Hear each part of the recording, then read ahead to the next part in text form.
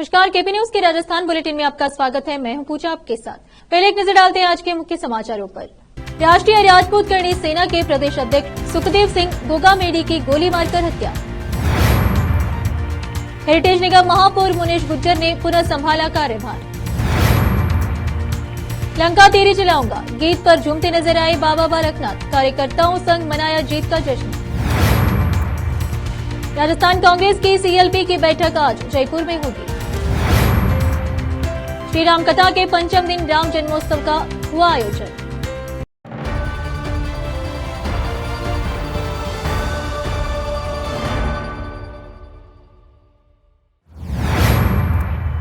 समाचारों का सिलसिला शुरू करते हुए देखते हैं समाचार विस्तार से।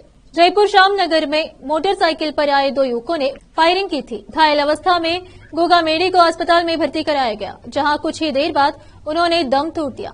कानून व्यवस्था की स्थिति राजस्थान में बद से बदतर हो चुकी है। श्यामनगर थाना पुलिस मौके पर पहुंची। इस घटना के बाद उपज सकने वाले हालात पर भी बहुत कड़ी निगरानी रखने की जरूरत है। फिलहाल राजस्थान में काम चलाऊ सरकार है और इसीलिए चुनौती भी बहुत बड़ी है। केपी न्यूज के लिए संवाददाता अकरम खान की रिपोर्ट। राजस्थान उच्च न्यायालय से निलंबन पर रोक के बाद पुनः संभाला कार्यभार। डिप्टी मेयर सहित निगम के पार्षदगण व कर्मचारी रहे मौजूद। सफाई सहित लंबित कार्यों में तेजी लाई जाएगी।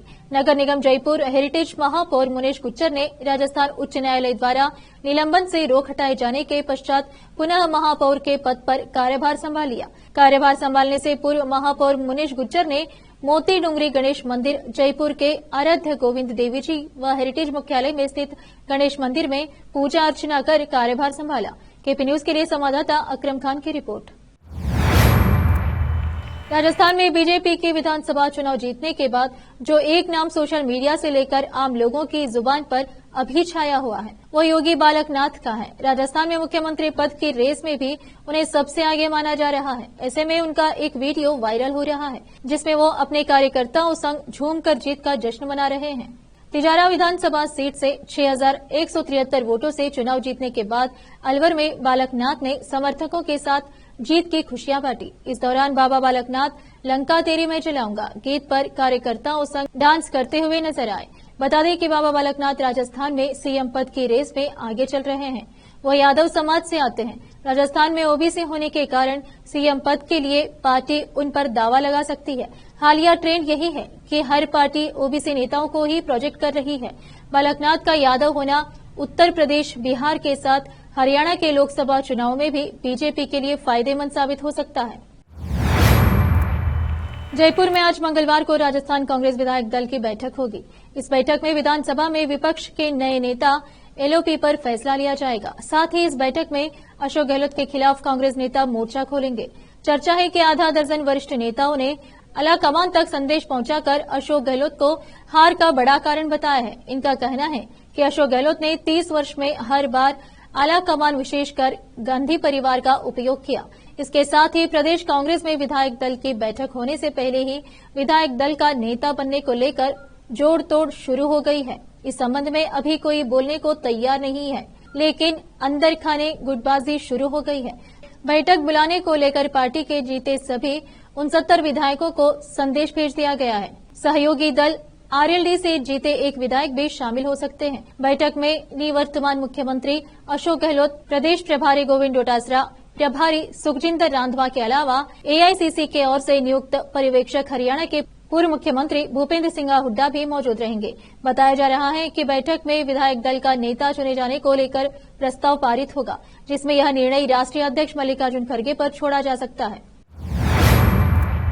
राजस्थान विधानसभा चुनाव में भाजपा की जीत के साथ ही कयासों का दौरा भी तेज हो गया है। सीएम के साथ साथ नए मंत्रिमंडल को लेकर भी चर्चा शुरू हो गई है। इसमें कई नए चेहरों के साथ पुराने दिग्गजों को भी शामिल किए जाने की चर्चा है। मंत्रियों की फहरिस्त में किरोड़ी लाल मीणा को भी शामिल किए जाने की चर्चा है। मीणा वसुंधरा सरकार में मंत्री रह चुके हैं। इसके अलावा पूर्व मंत्री वासुदेव देवनानी, कालीचरण सराफा, श्रीचंद कृपालिनी, मदन दिलावर, अनीता बघेल, अजय सिंह किलक जैसे चेहरों को भी मंत्रिमंडल में शामिल किया जाएगा। राज्यवर्धन सिंह राठौड़, भजन लाल, जितेंद्र गोटवाल, पुष्पेंद्र सिंह बाली, बाबू सिंह राठौड़, कुलदीप धनखड़, हंसराज पटेल, गजेंद्र सिंह खिवंसर, बाबूलाल खराड़ी, सुमित गोदारा और जोगेश्वर गर्ग सहित कई अन्य विधायकों को भी मंत्री बनाया जा सकता है। कैलाश वर्मा, कल्पना देवी, महंत प्रतापपुरी सहित कई अन्य विधायकों को भी मंत्रिमंडल में शामिल किया जा सकता है।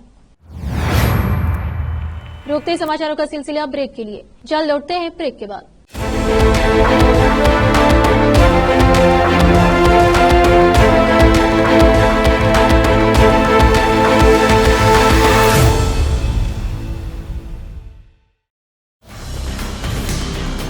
हिंदुस्तान के हर कोने में हम हैं मौजूद।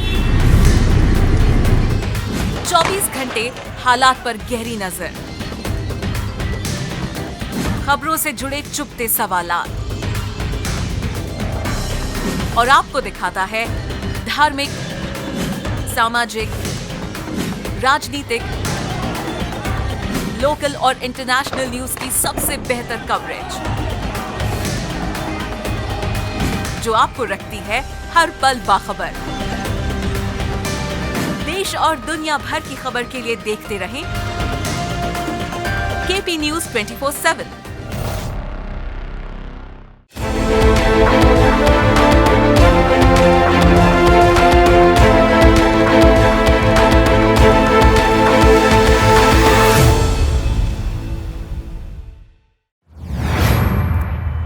ब्रेक के बाद आपका स्वागत है। आइए देखते हैं समाचार। इटावा सुल्तानपुर क्षेत्र के मनवारा कस्बे में चल रही 9 दिवसीय संगीतमय श्री राम कथा का आयोजन चाट परिवार द्वारा श्री बड़े हनुमान मंदिर परिसर में किया जा रहा है।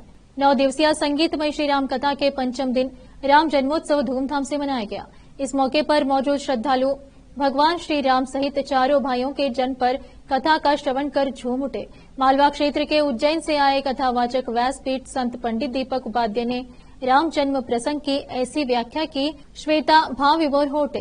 व्यासपीठ से कहा कि 3 कल्प में 3 विष्णु का अवतार हुआ है और चौथे कल्प में साक्षात भगवान श्री राम माता कौशल्या के गर्भ से अवतरित हुए हैं। संगीतमय श्री राम कथा सुनने के लिए प्रतिदिन गांवों से बड़ी संख्या में श्रद्धालुओं की भीड़ जमा हो रही है।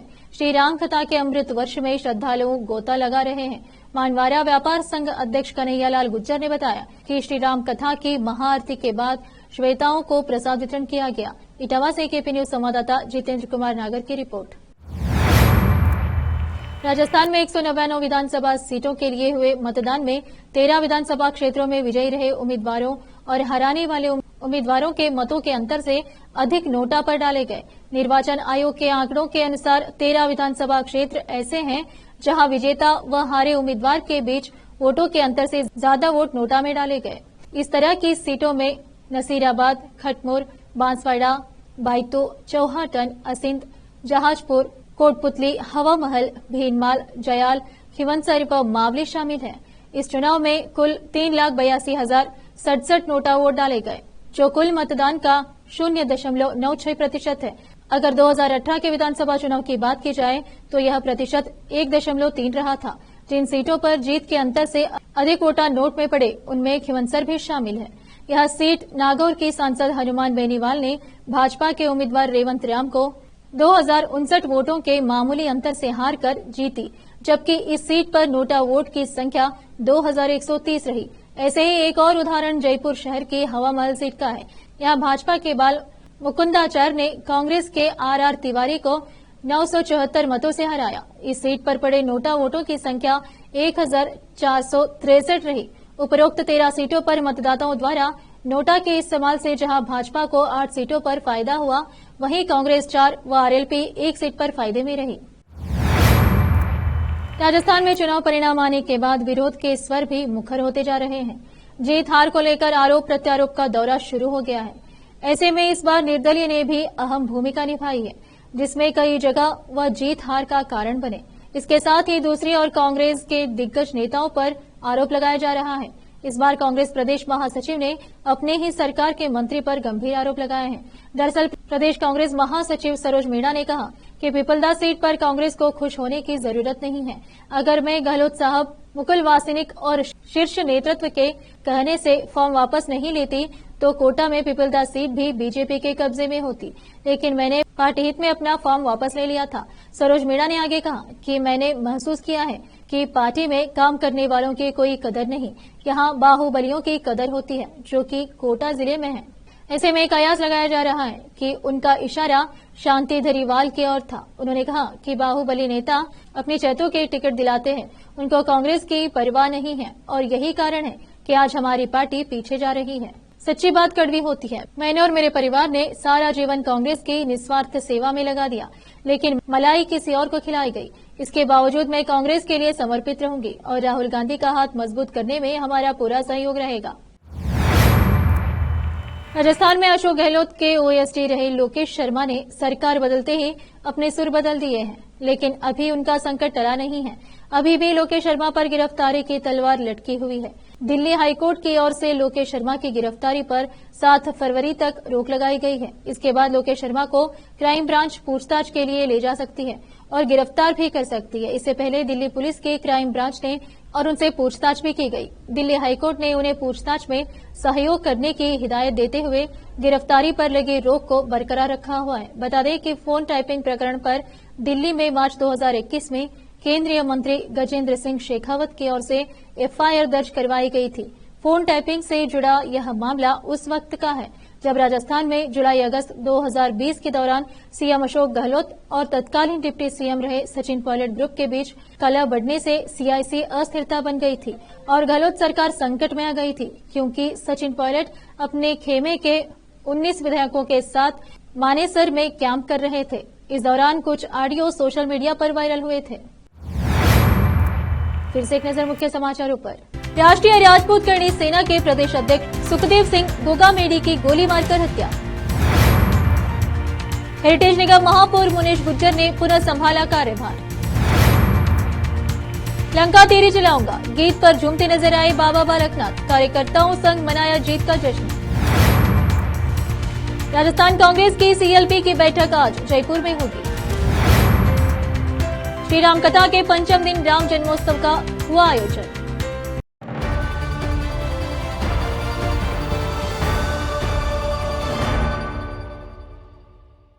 केपी न्यूज के राजस्थान के बुलेटिन में आज इतना ही।